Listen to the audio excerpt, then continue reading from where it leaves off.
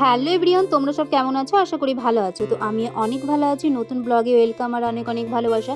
তো সকাল সকাল বেরিয়ে পড়েছি দুজন মিলে। তো বিয়ের পর যাচ্ছি প্রথমবার। তো আমি আগের বছরে গেছিলাম, তো তোমাদেরকেও ভিডিওটা শেয়ার করেছি। তো আমি ভেবেছিলাম যদি আসি তো বিয়ের পরে আবার আসবো।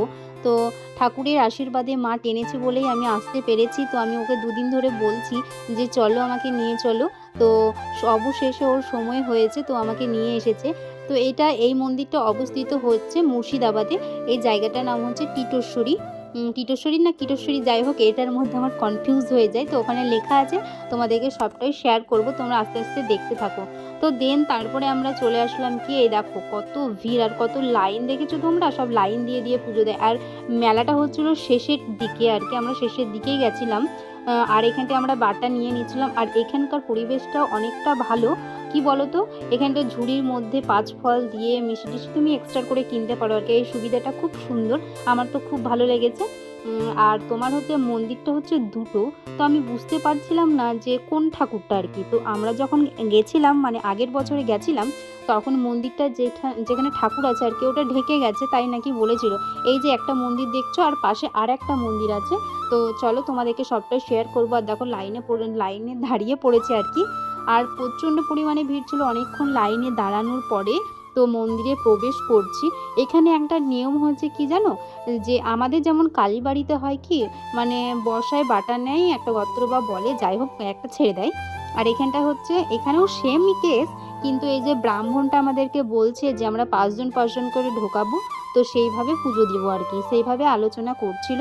তো ব্রাহ্মণটা, আমি তো কোনোদিনও আগের বছরে যখন এসেছিলাম তখন তো আমি পুজো দিইনি, আমি এমনি এসেছিলাম জাস্ট দেখার জন্য যে কেমন কি হয় আর কি।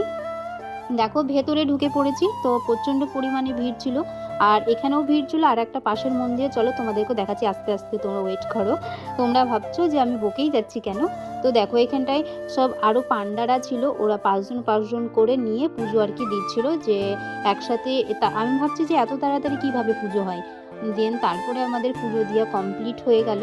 তো তারপরে পরের মন্দিরে দেখো, ওই ঠাকুরটা তো তোমরা দেখতেই পেলে না, আমিও তো দেখতে পাইনি। তো আমি ভাবি কি এটাই হয়তো ঠাকুর। তো ওখানটায় অনেক ঠাকুর আছে, কোনটা কি কনফিউজ হয়ে যাচ্ছে। পাশের মানুষগুলোও বলছিল, আমার লাইনে যখন দাঁড়িয়েছিল তখন ওরাও বলছিল যে কনফিউজ হয়ে যাচ্ছি যে এই ঠাকুরটা না এই ঠাকুরটা। যখন লাইনে আমি দাঁড়িয়ে আছি তখন বাইরে থেকে দুটো মহিলা বেরিয়ে এসে ছবিগুলো আর কি, ছবি বিক্রি হচ্ছিল পাশের মন্দিরে। তো সেখানে বলছিল যে আমরা তো এই ঠাকুরটা দেখলাম, দিয়ে আমিও কনফিউজ হয়ে যাচ্ছি যে তাই তো এরা এই ঠাকুরটা দেখলো, এরকম একটা ব্যাপার।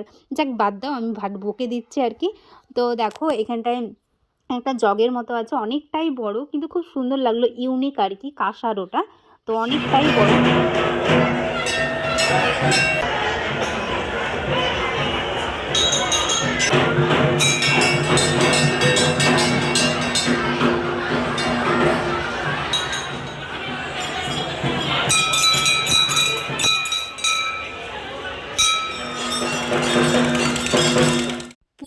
বেরিয়ে যাওয়ার পরে আমরা মেলা ঘুরতে শুরু করলাম, যেহেতু উপোস ছিলাম। আর মেলাটা হচ্ছে গ্রামের মধ্যে, আর গ্রাম মানেই ভাজা মুড়ি।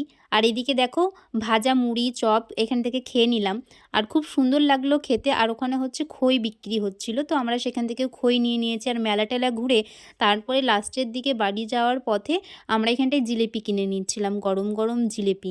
দেখছো ওখানটায় লাল লাল, আমাকে ওই লাল জিলিপিগুলো না খেতে বেশ ভালোই লাগে। কার কার ভালো লাগে অবশ্যই কমেন্ট করে জানাবে।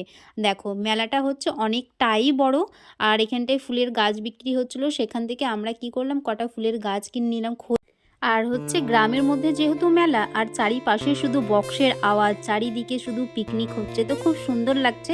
তো ভিডিওটা এই পর্যন্তই। তোমাদের যদি ভালো লেগে থাকে অবশ্যই লাইক কমেন্ট শেয়ার আর সাবস্ক্রাইব করে দিও। তো নেক্সট ব্লগে আবার দেখা হচ্ছে।